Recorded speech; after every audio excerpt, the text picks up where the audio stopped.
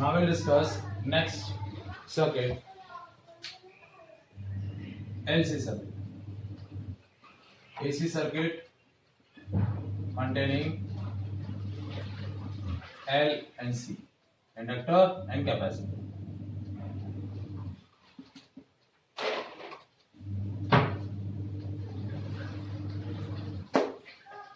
Now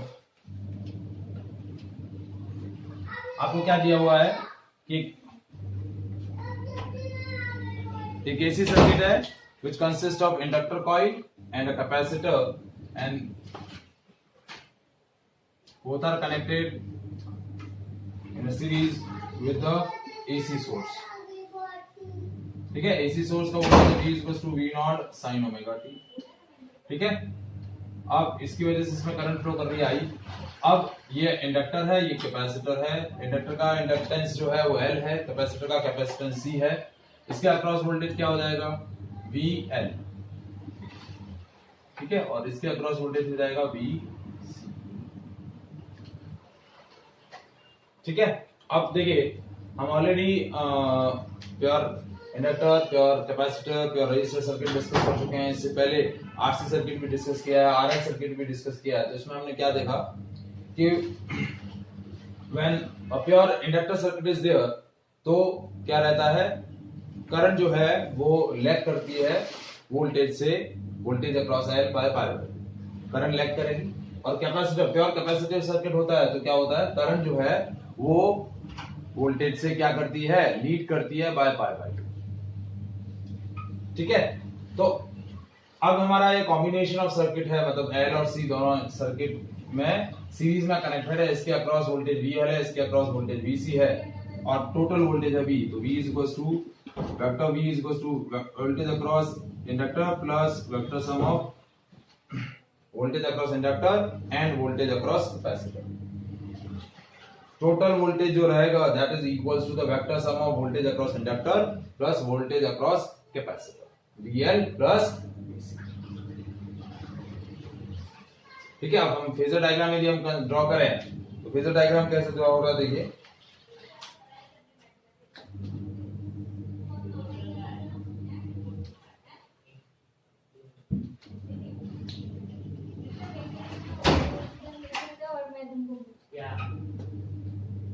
ये current है. जैसा कि मैंने बताया कि करंट और वोल्टेज जो है, वोल्टेज से करंट और वोल्टेज अक्रॉस L जो है एक दूसरे से पाई बाय 2 फेज डिफरेंस कंटेन करते हैं. वोल्टेज लीड करता है, क्या करता है, वोल्टेज लीड करेगा. तो ये वोल्टेज लीड कर रहा है. ठीक है, ये आपका, ठीक है. और प्योर कैपेसिटिव सर्किट में वोल्टेज अक्रॉस C जो रहता है वो करंट से लैग करेगा पाई बाय 2 से. तो ये हो जाएगा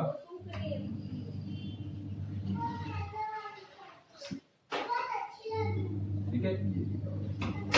तो VL और VC के अक्रॉस आपका फेज डिफरेंस कितना हो गया, 180 का. कितना हो गया, 180 का.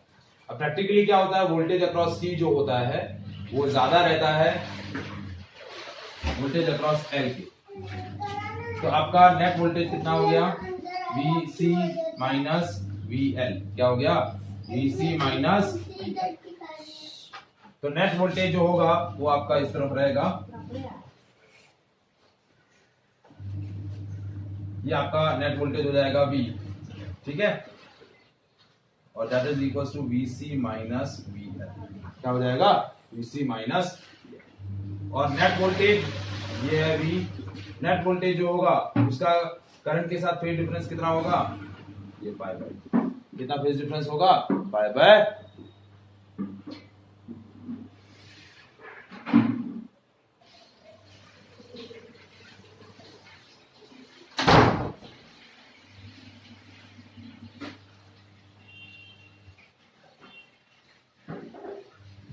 तो नेट वोल्टेज आ गया VC माइनस VL. अब वोल्टेज अक्रॉस कैपेसिटर क्या होता है, IXC, that is I into 1 by omega C. और वोल्टेज अक्रॉस L क्या होता है, I इंटू XL. तो VL हो जाएगा I इंटू ओमेगा L. ठीक है, तो VL माइनस VC क्या हो गया, VC माइनस VL क्या हो गया, I 1 by omega C minus omega L, ठीक है, और 1 by omega C minus 1 by omega L, 1 by omega C minus omega L, that is called impedance of LC circuit. ये क्या हो जाएगा, इम्पीडेंस ऑफ LC सर्किट, ये आपका LC circuit का इम्पीडेंस हो जाएगा। तो I की वैल्यू हो गई I is equal to V by Z, Z की वैल्यू ये है, ये Z हो गया। और हम जो करंट की इक्वेशन लिखेंगे, करंट क्या होगा, वोल्टेज से पाई बाय 2 से लीड करेगा, क्या करेगा, लीड करेगा। तो करंट की इंस्टेंटेनियस इक्वेशन बन जाएगी I is equal to I naught sine omega t plus pi by 2, ये करंट की इंस्टेंटेनियस इक्वेशन बन गई, I is equal to I naught sine omega t plus pi by 2, where I naught V naught by Z, Z की value ये है, impedance of LC circuit 1 by omega C minus omega. तो ये आपका क्या हो गया, LC सर्किट। अब देखिए LC सर्किट में एक इंपॉर्टेंट फिनोमेना बेसिकली जनरेट होता है। क्या होता है देखिए कि one condition is there when voltage across L and voltage across C क्या हो जाए, इक्वल। देखिए दोनों फेजर डायग्राम आप देख रहे हैं, तो वोल्टेज अक्रॉस L और वोल्टेज अक्रॉस C अपोजिट तो है ही, एक दूसरे से 180 का फेज डिफरेंस रख रहे हैं। यदि दोनों इक्वल और अपोजिट हो जाते हैं, इक्वल हो जाते हैं मैग्नीट्यूड वाइज, सो आपका क्या होगा, जैसे ही सर्किट के अंदर क्या हो जाए, एक पर्टिकुलर फ्रीक्वेंसी पर वोल्टेज अक्रॉस C और वोल्टेज अक्रॉस L इक्वल हो जाए, या फिर हम ऐसा बोले कि एक पर्टिकुलर फ्रीक्वेंसी पर resistance offer by capacitor is equal to resistance offer by inductor, ये इक्वल हो जाए, तो that is the condition of resonance. इस कंडीशन को हम क्या बोलेंगे, रेजोनेंस। तो LC सर्किट के अंदर LC सर्किट के अंदर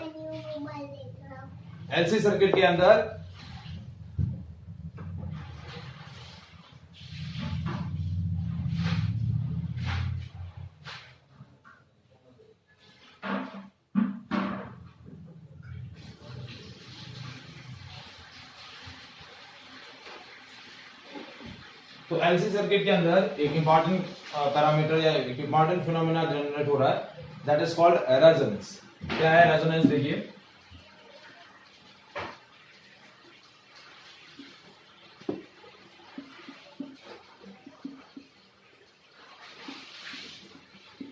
रेजोनेंस क्या है, at a particular frequency when omega is equal to omega naught, ठीक है, XL क्या हो जाएगा, XL हो जाएगा ओमेगा नॉट L, और XC की वैल्यू हो जाएगी 1 by omega naught C।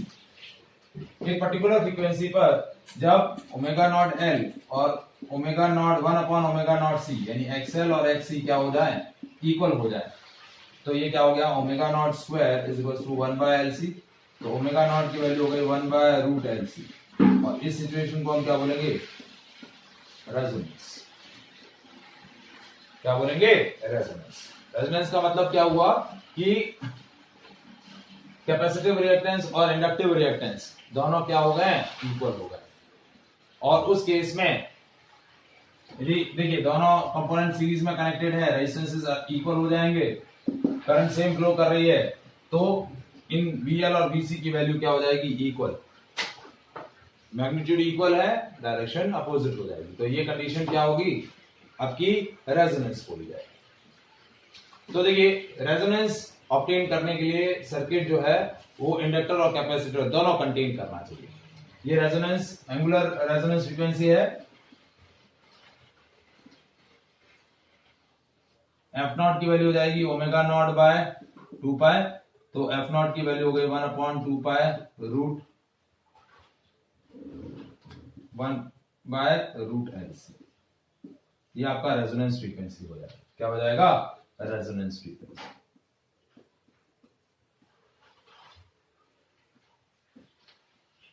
Is it clear? तो हमने तीनों सर्किट अभी डिस्कस किए, इससे पहले वाले सेशन के अंदर हमने RL और RC सर्किट डिस्कस किए थे, आज हमने डिस्कस किया LC सर्किट, ठीक है। अब हम इससे रिलेटेड कुछ, इन तीनों सर्किट से रिलेटेड कुछ न्यूमेरिकल्स डिस्कस करते हैं। फिर हमारा एक सर्किट जो है लास्ट सर्किट बाकी रहेगा, that is R L and C circuit. जब तीनों कंपोनेंट, तीनों सर्किट एलिमेंट एक दूसरे से सीरीज में कनेक्टेड, तो उसको हम बोलते हैं एलसीआर और R L C circuit. Okay, चलिए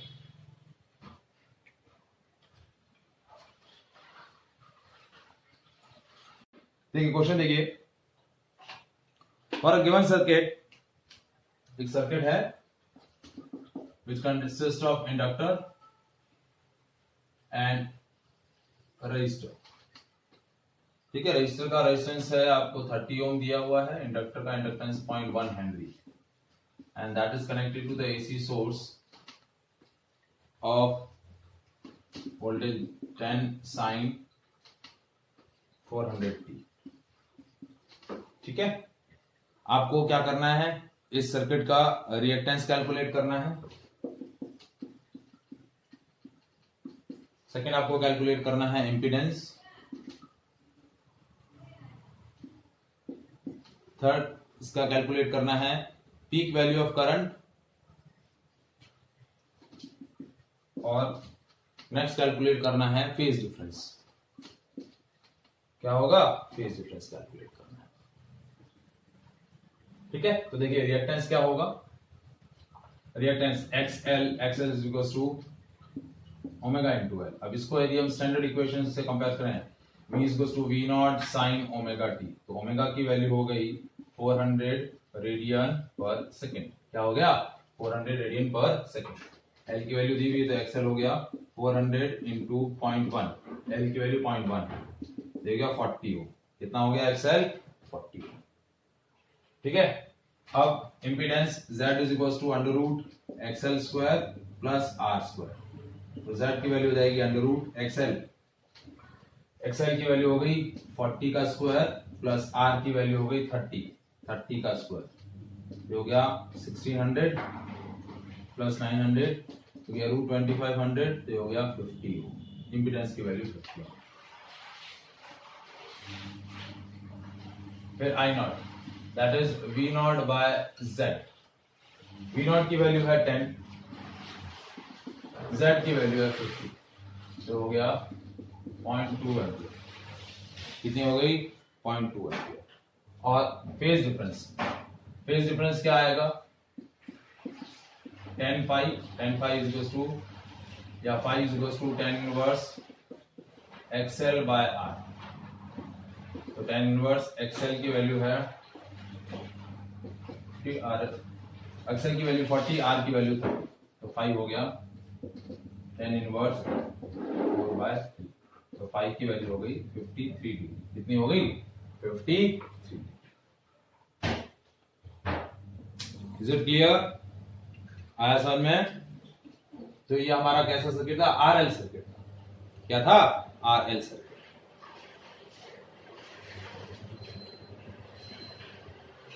नेक्स्ट क्वेश्चन देखिए,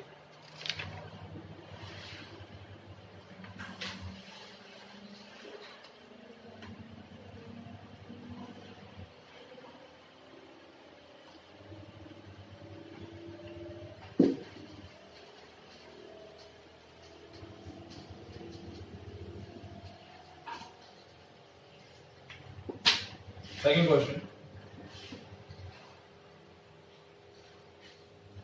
a current of 2 ampere is flowing in a RL circuit। ठीक है, ये इंडक्टर है और ये रजिस्टर है,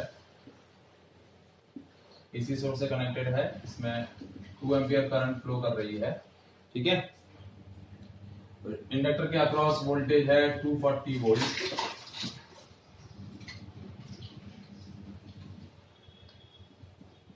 ठीक है, रजिस्टर के अक्रॉस वोल्टेज है, इसमें निकाल लेना, टूट जाएगा, 100 वोल्ट दीदी को बोल दें, 100 वोल्ट। ठीक है, आपको कैलकुलेट करना है वोल्टेज अक्रॉस सोर्स। आपको V की वैल्यू कैलकुलेट करनी है पहली बार, और दूसरा आपको कैलकुलेट करना है इंपीडेंस ऑफ अ सर्किट। क्या कैलकुलेट करना है, देखिए इसका अक्रॉस करंट फ्लो कर रही है, V L की वैल्यू है 240 वोल्ट, और वी आर की वैल्यू है 100 वोल्ट।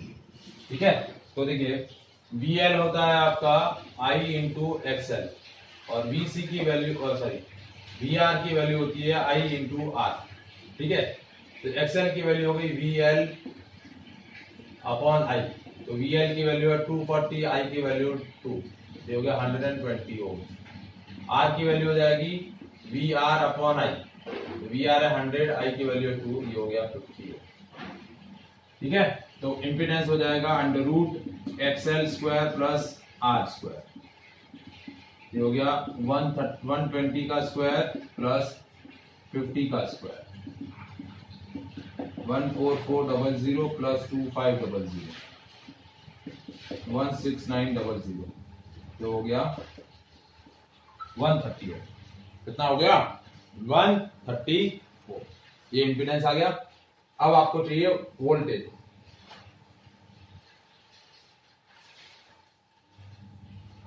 तो टोटल वोल्टेज हो जाएगा आई इंटू जेड, आई की वैल्यू 2, जेड की वैल्यू 130, ये हो जाएगा 260।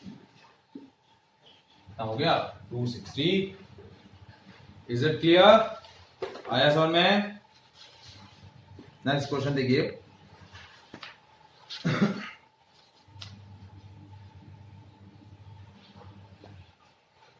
नेक्स्ट क्वेश्चन है, a resistor of 200 ohm and a capacitor of 15 microfarad are connected in a series with a 220 volt and 50 hertz as a 50 hertz AC source। यहां क्या है?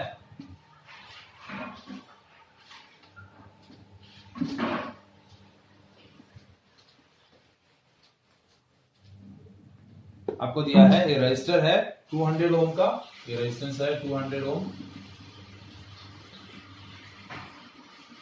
और एक कैपेसिटर है 15 माइक्रोफैराड। ठीक है, और उसको एक एसी सोर्स से कनेक्ट किया जिसका वोल्टेज है 220 वोल्ट एंड 50 हर्ट्ज।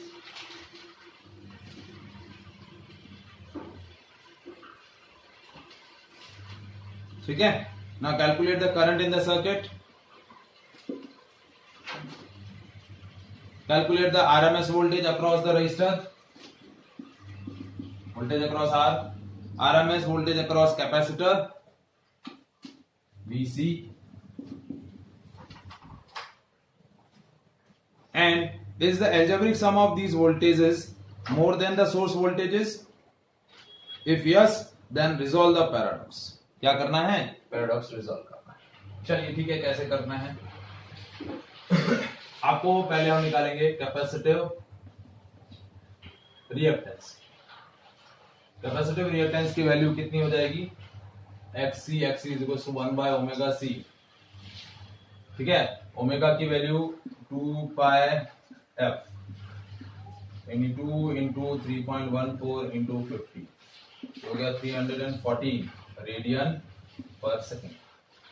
तो XC की वैल्यू हो जाएगी 1/314 into C, 15 into 10 to power minus 6, हो गया 1000 इंटू 1000 डिवाइडेड बाय 314 इंटू 50, ये XC।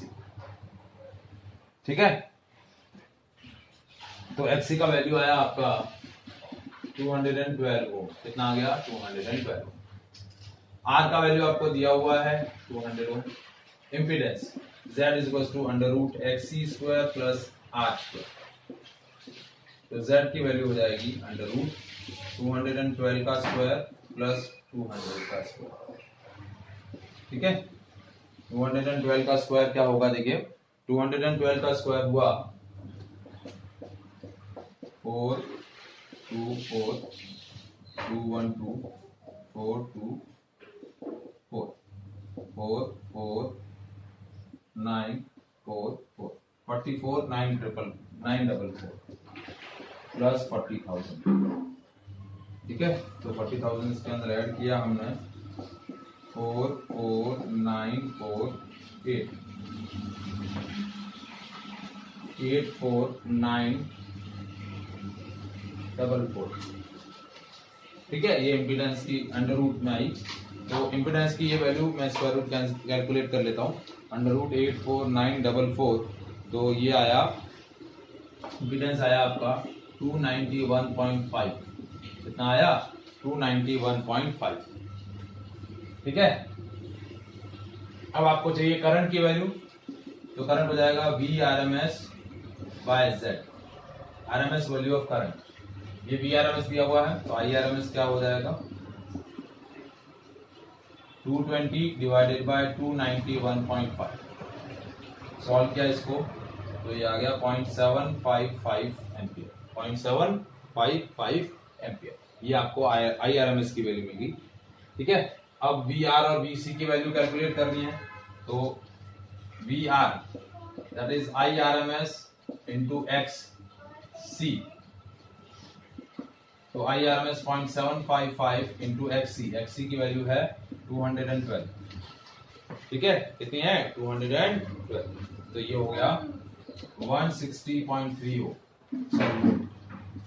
VL सॉरी ये VL की वैल्यू आएगी, VR की वैल्यू आएगी IRMS into R, IRMS 0.755 into 200, तो हो गया 151 वोल्ट।